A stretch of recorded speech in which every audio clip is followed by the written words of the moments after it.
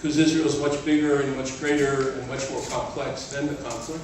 So tonight, Israel is 75, Zionism and Us. Tonight we're going to talk about Zionism as an idea and how it's matured and how it's different and how all of us see it differently. We'll have different views from different vantage points.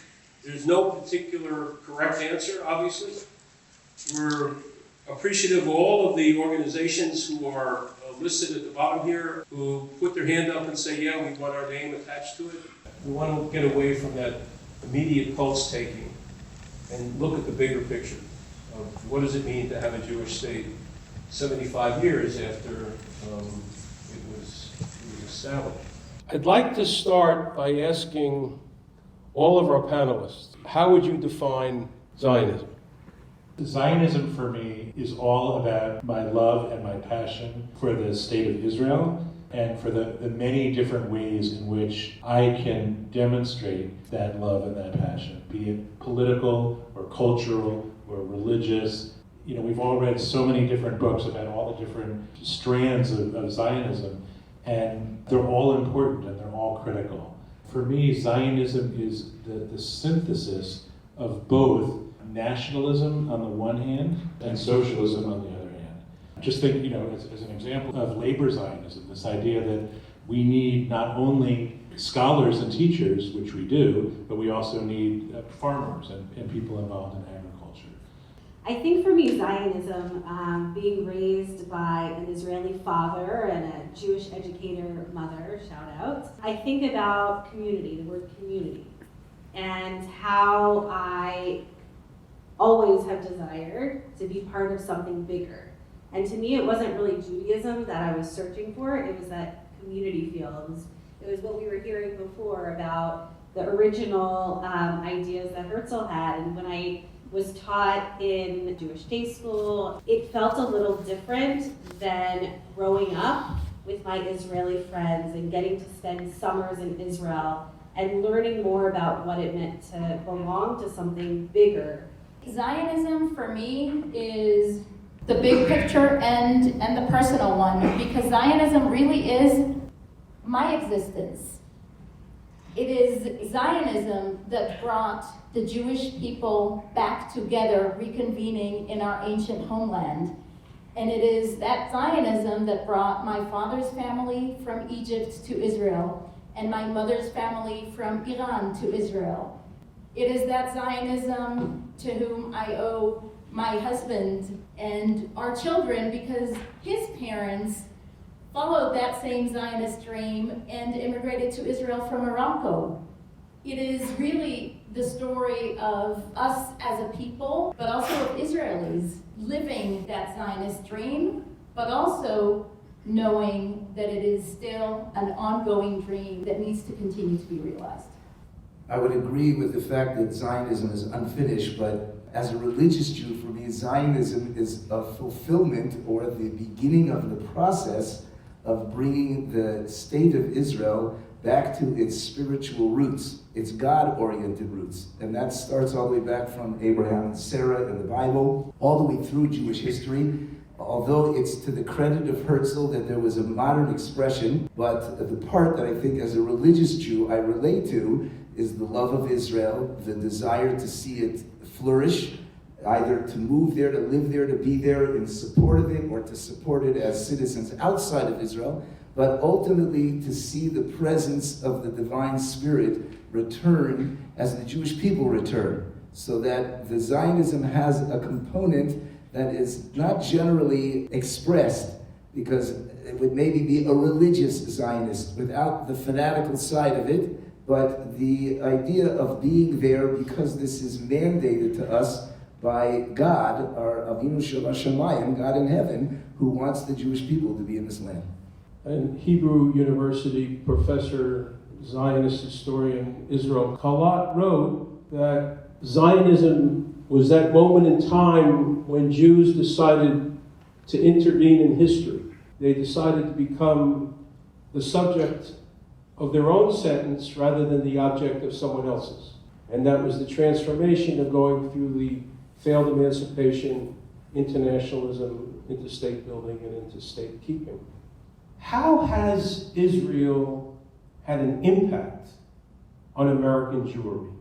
I think one of the main features of Israel is an identity source, like a beacon of light for identity for American Jewry. I think at my generation growing up, that was in the 60s, the 70s. So I think just the excitement, the growth, the flourishing of the country, I think it's a point of identity for many Jews, whether it was someplace that I aspired to go to, or it was just knowing that there was this place that reflected all of the values. That for a child growing up, it's like going to summer camp.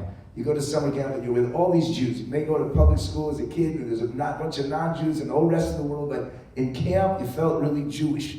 And Israel is that feeling, whether you're there or not, that exists. I always say I have two parts of my connection to Israel. I still feel so connected to Yerushalayim. How many of you, when you go to Israel, you find it magical when you're in Yerushalayim? I still have that feeling. Living in northern Israel as an immigrant and living and working in society and trying to have children and ultimately having children, it's a really, really tough life. And it doesn't mirror everything that I was taught in Berg Academy and Yeshiva, and even when I spent a gap year in Israel, it was still so dreamy and idealistic. I still hang on to that idealistic part, but also with understanding that there's a lot more work to do in Israel, and I feel like I need to contribute my part. One of the most significant things that I get to do every year as a rabbi is to take 200 people to Israel. For people who have never been, it's completely life-changing in terms of everything, but particularly connection to the Jewish community. And you can actually track the connection that people have coming back from Israel to their synagogues, to their schools, to all facets of the Jewish community here. I think that on every level, Israelis feel committed to the Jewish people in the state of Israel, but those outside. And I think that we see it during times of hardship for different communities, and not only concern, but action to assist our brothers and sisters in the Ukraine, our brothers and sisters who are not feeling safe in Russia, our brothers and sisters experiencing anti-Semitism in Europe. We are seeing waves of aliyah accordingly, whether it's from France, from the Ukraine, from wherever at any given time a Jew may feel unsafe. We have the incredible privilege of still being able to provide a safe haven for any Jew around the world for any reason, something which we all know did not exist in the past. Where our families came from, immigrated from, they were all at best tolerated. In Israel is where we are allowed to be and to flourish and not to worry about, will this have a price or not? Are we allowed to do this or not? Is this overstepping or not? I believe Herzl set out to create a state which would be a safe haven. It would be a place for the peoplehood to come together, the nationalism, and a place that would protect the Jews from anti-Semitism. So on one level, you might say, it's done, it did its task. We have a country, people could come when they're in need, it's available, we can go and visit. But coming from a spiritual perspective, there is a realization not only of the dream of Liot Am Chofshi, but to have a place where in our own teachings, I'm talking now from Jewish tradition, eventually Israel is going to be the homeland to the Jewish people, all of the Jewish people. Like all of the Jews left Egypt, all of the Jews eventually are supposed to return. That's kibbutz, galiot, the ingathering of the exiles of which we are seeing. Sometimes it's because of war, and sometimes it's because people pick up and feel this is where we need to be. For whatever reasons that people are willing to come, I believe it's part of a divine plan as a magnet to get the Jewish people back to be an or lagoyim, a light into the nations of the world. So that part's not finished. We're now into the next phase, which is all about protection, which is key, all about development, which is key, and those are ongoing. Those never end. Zionism is ongoing and can never be a finished project. And I will just add, on the unfinished side, we have regained sovereignty in our ancient homeland. But that independence is still in question for some. There is still a member country of the United Nations that calls still for the annihilation of the Jewish state. We cannot take our existence for granted. So the very debate that you have about Israel is, in fact, it stems assimilation. I think it played a critical role in us staying focused on who we are because Israel became part of our religion. I think it's a double-edged sword. When I was a child growing up, having that identity, and even today a positive identity, as politics and what is taking place trickles down to the United States, I think for a lot of people, there's some negative feelings about it. College campuses today have a lot of anti-Semitism that comes from what's going on politically in Israel, the Arab-Israel conflict and how that's being resolved, the governance of the state of Israel, the right, the left. So there's some negativity that's coming there which is affecting kids that don't have a pride and a positive feeling towards it. It can't be singularly responsible for all of our identity. There's a Jewish identity that pre-existed the state of Israel because that's the only way we got to it, because people were seeking to have a homeland. They created an identity in Judaism which is without God. It's the Am, it's the people, it's the nation, the land. Those are part of our definition, critical components of our definition. But they don't ultimately define the Jewish people. We are the people of God. Without that component, it will unfortunately disappear if it doesn't have a spiritual side. I think I agree with your assessment. Look and see when and how many synagogues have Israeli and American flags on the bima. I think that answers the question, and to go back and look and see when that started and how many. Peter, but you'll have to acknowledge that the attendance at synagogues is down. The vast majority of Jews are not in the synagogue. Has it made Jews stronger because the state of Israel exists? All these conversations made me think of my time when I was working in Israel. I worked at an immigrant youth village. I worked with Ethiopian youth. I worked with, of course, Russian youth, and B'nai Menashe, which is one of the lost tribes from southern India, I believe. And up until not very long ago, they only knew about the written Torah. And to them, Israel, they knew about Israel, was everything.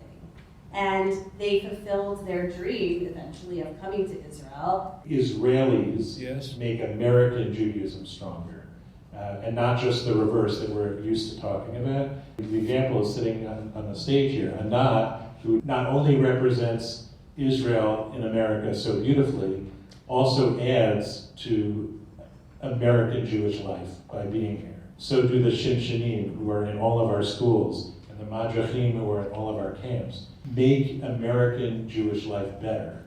Too many often forget that Israel is just real. But I think looking at our 75-year young state with a very old history, I think we have some incredible accomplishments, really miraculous in every way, and no nation actually has been receiving a proportion to its size of population, such a large population in such a short time frame, and we've made it work. It's been tough, sure, it was tough on the Yemenite Jews who arrived, and on the Moroccan Jews who arrived, and on the Russian Jews who arrived, and on the Ethiopian Jews who arrived, but they had somewhere to arrive to. Israel's 75. This country became independent in 1776. 75 years after that was 1851. And we hadn't yet fought the Civil War. Women were still not eligible to vote. Slavery was still pretty abundant. And America had a long distance to travel. What do you wish American Jews knew more about Israel that they don't know? Socialized medicine can be amazing. Israel has figured it out when it comes to family building and maternity leave and really making parenthood easy. I would want to help clarify the benefits and the challenges of living in a Jewish religious state. And I would want people to understand what they can do besides putting coins in blue boxes, which is very important. What can people do to be a part of Israel?